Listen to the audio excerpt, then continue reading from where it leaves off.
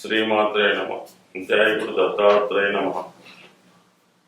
ఈ వీడియోలో మనం 2024 సంవత్సరం ఫిబ్రవరి నెలలో కర్కాటక రాశి వారికి మాస ఫలితాలు ఏ విధంగా ఉంటాయో తెలుసుకునే ప్రయత్నం చేద్దాం. కర్కాటక రాశి వారికి ఈ ఫిబ్రవరి నెలలో ఫిబ్రవరి 15వ తారీఖు వరకు రవి యొక్క అనుకూలత చాలా అనుకూలంగా ఉంది. రవి సప్తమ స్థాన స్థితి వల్ల మీకు అధికారులతో ఉన్నటువంటి విభేదాలు పరిష్కారమై మీ యొక్క కృషికి తెలివితేటలకి తగినటువంటి గుర్తింపు ఈ నెలలో ఈ 15వ తారీఖు లోపల రావడం జరుగుతుంది. అలాగే వివాహ ప్రయత్నాలు చేస్తున్న వారికి ఈ నెలలో వివాహ ప్రయత్నాలు ఫలించే అవకాశం కూడా ఉన్నది. అది తెలుసున్న సర్కిల్లోనే, అంటే మీకు స్నేహితులు కానీ పరిచయం ఉన్న వాళ్ళు కానీ కొలీగ్స్ ద్వారా కానీ కొలీగ్స్ కానీ మీకు వివాహ విషయంలో ఒక నిర్ణయానికి రావడం జరుగుతూ ఉంటుంది. రవి సప్తమ స్థానం అంటే దశమో సప్తమ స్థానం.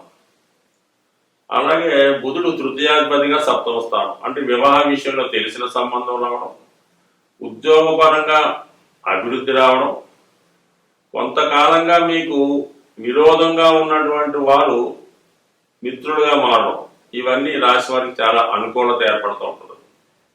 ఇక 6వ స్థానంలో కుజగ్రహ సంచారం, ఇది కూడా ఒక విధంగా శత్రువులపై విజయాన్ని రావడం జరుగుతుంది. 6వ స్థానం అనేది జయస్థానం కాబట్టి మరి కుజుడు ఈ రాశి వారికి యోగకారకుడు, దశమ పంచమాధిపతిగా ఉన్నటువంటి కుజుడు 6వ స్థానంలో ఉండడం వల్ల శత్రు రోగ రుణాల నుంచి విముక్తి కలిగిస్తాడు.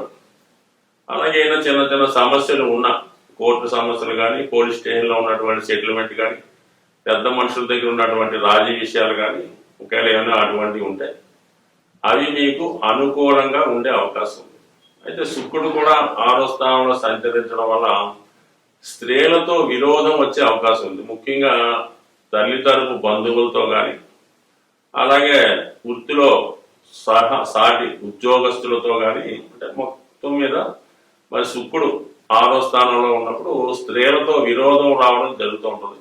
సో దానికి కొంతవరకు కుజుడితో కలిసి ఉండడం వలన అది చివరికి పెద్దగా రాజీ మార్గంలోనే వెళుతుంది తప్ప పెద్ద కాంప్లికేషన్ అయితే అవకాశం లేదు. కానీ ఏదైనా మొత్తం మీద అది సున్నితమైన మ్యాటర్స్ కాబట్టి చిన్న విషయం పెద్దది అయ్యే అవకాశం ఉంది. కాబట్టి సాధ్యమైనంత వరకు ఇది పరిష్కరించుకోవడం కానీ, వారి జోలికి వెళ్లకుండా మన పని మనం చూసుకోవడం కానీ ఉత్తమమైన విషయం. సాధారణంగా కర్కాటక రాశి వారికి చిన్న విషయానికి పెద్ద పనిష్మెంట్ రావడం జరుగుతుంటుంది. వీళ్ళు కూడా అతిగానే బాధపడుతుంటారు. వాళ్ళకి జరిగే విషయం కూడా ఆ విధంగానే వస్తూ ఉంటుంది. అంటే సంబంధం లేని విషయాల్లో అసలు వీళ్ళు అక్కడ ఉండరు, ఆ మాట అనే అనరు, వీళ్ళే అన్నారని కావాలని వీళ్ళే ప్రచారం చేస్తారని మొత్తం అభాండం అంతా వీళ్ళ మీదకే రావడం జరుగుతుంటుంది సాధారణంగా కర్కాటక రాశి వారికి. మరి దానికి అనుగుణంగా మరి శుక్రుడు 6వ స్థానంలో రావడం వల్ల నిందలు స్త్రీల వల్ల వచ్చే అవకాశం ఉంది. దానికి అష్టమంలో చంద్రుడికి శని భగవాన్ కూడా అష్టమ శని నడుస్తుంది కదా, ఏమి ప్రమేయం లేకుండానే మీ మీద నిందలు వస్తుంటాయి. కాబట్టి సాధ్యమైనంత వరకు మరొక వేలు వచ్చినా దాన్ని టేక్ ఇట్ ఈజీగా తీసుకోవాలి తప్ప పెద్దగా సీరియస్గా తీసుకొని దాన్ని ఏదో అంత చూసి విధంగా మాత్రం ప్రవర్తించవద్దు. ఏదో చిన్న చిన్న వస్తుంటప్పటికీ దాన్ని సులభంగానే తీసుకోండి, పెద్దగా ఆవేశపడద్దు. సో ఇక్కడ 9వ స్థానంలో రాహు కూడా మరి కొన్ని సందర్భాల్లో మరి వివాహ విషయంలో కూడా కొద్దిగా రాజీ పడవలసి ఉంటుంది. అంటే ఏదో వివాహ సంబంధాలు ప్రయత్నం చేస్తున్న వారికి క్యాస్ట్ విషయంలోనో లేదంటే చదువు విషయంలోనో ఏదో ఒక విషయంలో కొద్దిగా ఇబ్బంది ఉన్నప్పుడు కూడా దాన్ని రాజీ పడక తప్పదన్నమాట. ఎందుకంటే బుధుడు రాహు నక్షత్రంలో ఉండి సప్తమ స్థానంలో సంచరిస్తున్నప్పుడు ఏదో ఒక విషయంలో కొద్దిగా అంతరంగమో తేడాయో ఇబ్బందో ఆరోగ్యమో ఏదో ఒకటి ఇబ్బంది ఉంటుంది. దాన్ని రాజీ పడడం మంచిది. అది మీకు అనుకూలంగా కూడా ఉంటుంది. రాహు 9వ స్థానంలో ఉన్నప్పుడు కొద్దిగా రాజీ పడుతుంటాడు అన్నమాట. కొద్దిగా సాంప్రదాయాలకు విరుద్ధంగా వెళ్ళడం, ఏదో పెళ్లి విషయంలో ఏదో ముహూర్తాల విషయంలో కానీ, లేదంటే పెళ్లి చేసుకునే ప్రదేశంలో కానీ, అలాగే పెళ్లి చేసుకునే సాంప్రదాయంలో కానీ కొద్దిగా డివియేట్ అయ్యి మార్పు కోరుకుంటుంటాడు. ఆదర్శ వివాహం లాగో, ఒక ఇంటర్ క్యాస్ట్ వివాహం లాగో ఇంక లేదంటే ఏదైనా మొత్తం మీద మన ఆచారానికి విరుద్ధంగా కొన్ని నిర్ణయాలు తీసుకోవడం జరుగుతుంటది ఈ పెళ్లి విషయంలో. అలాగే చాలా మంది ఇదే టైంలో వాళ్ళ యొక్క ఆరోగ్య స్థితిలో కూడా కొన్ని మార్పులు వస్తుంటాయి. వాళ్ళు వాళ్ళ స్థాయిని బట్టి, వాళ్ళు ఏజ్ని బట్టి ఎక్కువగా స్టమక్ సంబంధించినటువంటి ప్రాబ్లంలు, అజీర్ణ సమస్యలు, గ్యాస్ట్రిక్ ప్రాబ్లమ్స్, అలాగే నరాలకు సంబంధించిన బ్యాక్ పెయిన్, మోకాళ్ళ నొప్పులు లాంటి అనుకోకుండా అంటే మనం ఏదో హాస్పిటల్కి వెళ్ళి ఏదో చెక్ చేసుకుంటూ ఒక దానికోసం వెళ్తే ఏదో కొత్త వ్యాధి బయటపడినట్టు ఉంటుంది అన్నమాట.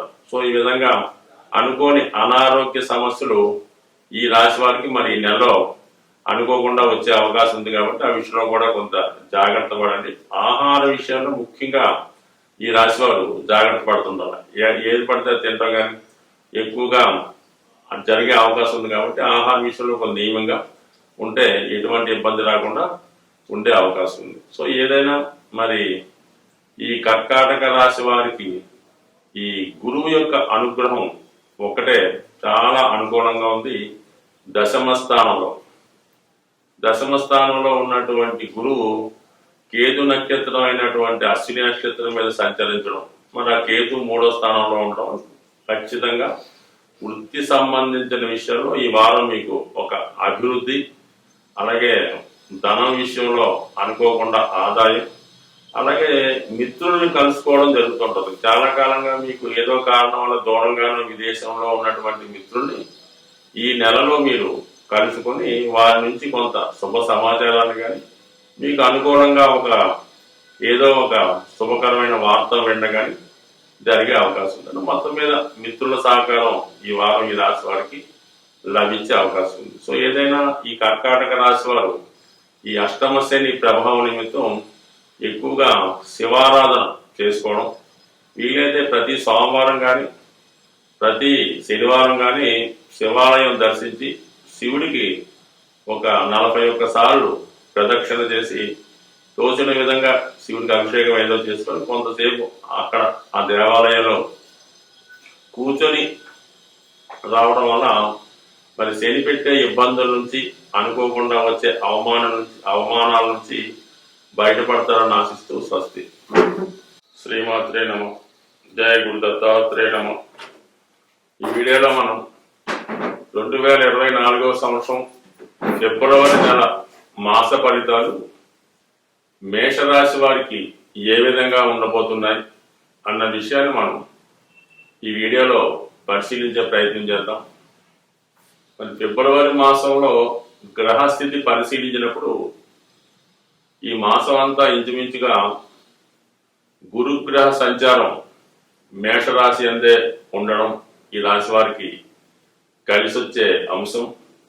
అలాగే 11వ స్థానంలో శనిగ్రహ సంచారం కూడా జాతకులకి అనుకూలంగానే ఉన్నది. అయితే మనం ప్రస్తుతం చర్చించుకున్నటువంటి మాస ఫలితాల ప్రకారం రవి యొక్క గమనం చాలా ఇంపార్టెంట్గా జాతకం మీద ప్రభావం చూపిస్తుంటది. కాబట్టి ప్రస్తుతం ఈ రాశి వారికి ఇంచుమించుగా ఫిబ్రవరి 15వ తారీఖు వరకు కూడా రవి దశమ స్థాన సంచారం చేయడం జరుగుతుంది.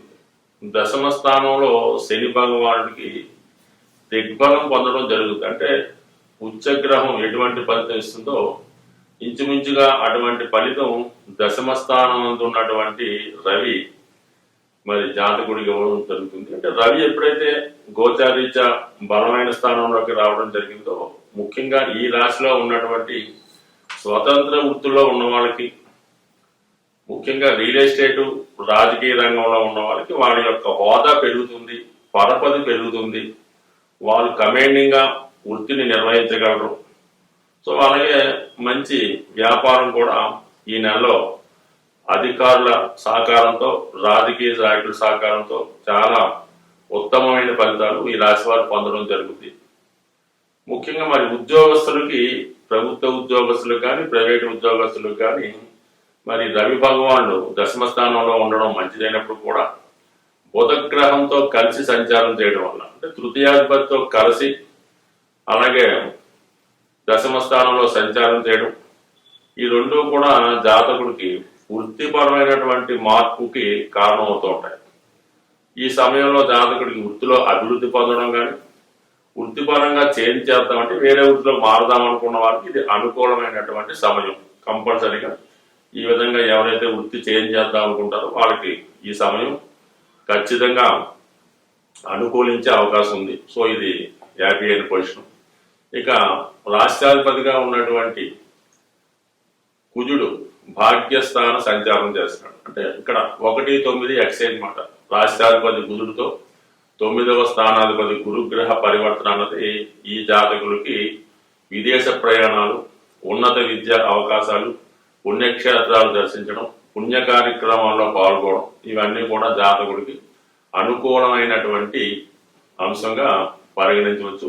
మొత్తం మీద నెలంతా కూడా ఈ గురుబలం ఈ జాతకులకు అనుకూలంగా ఉంటుంది. మరి ఎక్స్చేంజ్ వల్ల శుక్రగ్రహంతో గురువు కలిసి 9వ స్థానంలో ఉన్నటువంటి ఫలితాన్ని ఇవ్వడం వల్ల ముఖ్యంగా వివాహానికి సంబంధించినటువంటి విషయాలు పరిష్కారం అయ్యే అవకాశం ఉంది. అంటే వివాహ సంబంధాలు కానీ, వివాహం నిశ్చయం అవ్వడం కానీ, వివాహంలో ఉన్నటువంటి సమస్యలు పరిష్కారం అవ్వడం కానీ జరిగే అవకాశం ఉంది. ముఖ్యంగా వివాహం కొరకు ఎదురు చూస్తున్నటువంటి వారికి 100% ఈ స్థితి. ఎందుకంటే మరి రాష్ట్రాధిపతిగా ఉన్నటువంటి కుజుడు మరి సప్తమాధిపతి శుక్రుడితో కలిసి 9వ స్థానంలో ఉండడం, అక్కడ గురు కుజుల పరివర్తన, ఇవన్నీ కూడా మరి గతంలో మీరు ఏదైనా వివాహ సంబంధం ప్రయత్నం చేసి అది ఏదో విధంగా ఆగిపోయి ఉంటే తిరిగి మళ్ళా పునఃప్రయత్నం చేయడం వల్ల ఆ వివాహ సంబంధం కుదిరే అవకాశం కూడా ఉన్నది.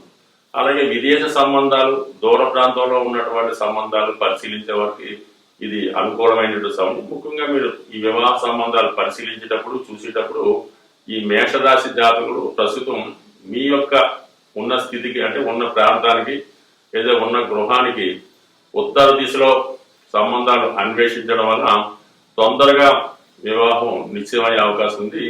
సో ఈ విధంగా మరి ఈ భాగ్యస్థానం అనుకూలంగా ఉంది, దశమ స్థానం ఇంకా అనుకూలంగా ఉంది, ఇక లాభస్థానం కూడా అత్యంత అనుకూలంగా ఉండడం ఈ రాశి వారికి చాలా ఈ ఫిబ్రవరి మాసం అంతా కూడా అనుకూలమైన ఫలితాలు మాత్రమే గోచరిస్తున్నాయి. దాని తర్వాత ఫిబ్రవరి 15 తర్వాత సూర్య భగవానుడు అంటే రవి 11వ స్థానానికి రావడం జరుగుతుంది. ఒక పంచమాధిపతి లాభస్థానంలోకి రావడం వల్ల సంతానం విషయంలో శుభవార్తలు వింటారు.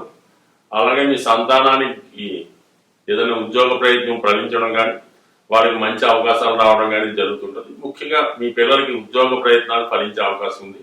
సో అలాగే మీకు ప్రభుత్వ పథకాలు అనుకూలంగా రావడం, మీ యొక్క కృషికి, మీ యొక్క టాలెంట్కి తగిన గుర్తింపు కూడా మీకు ఫిబ్రవరి 15 తర్వాత రావడం. అంటే ప్రభుత్వ తరపు నుంచి మీకు ఏమైనా రావాల్సిన ధనం రావాల్సి ఉన్నా, లేదంటే వారసత్వంగా తండ్రి గారి ద్వారా కానీ, తాతగారి ద్వారా కానీ మీకు ఏమైనా ఆస్తి కానీ, ప్రభుత్వం నుంచి కానీ ఏమైనా రావాల్సి ఉంటే ఈ సమయంలో మరి మీకు ఈ ఫిబ్రవరి 15 తర్వాత అనుకూలించే అవకాశం ఉంది.